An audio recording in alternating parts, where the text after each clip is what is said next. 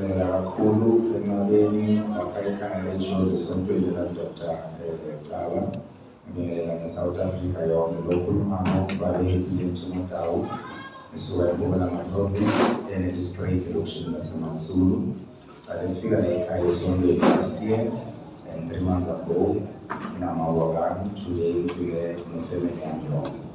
I-purpose bengihlose ukuthi ngibe la ukubonga ukuthi ngafika la ekhaya ngiyanto abomashonisa sanetheka sakhulu bomashonisa any problem lesibhekane nayo besigulela kakhulu umntwana manje uncethakele uyagijima uyadlala.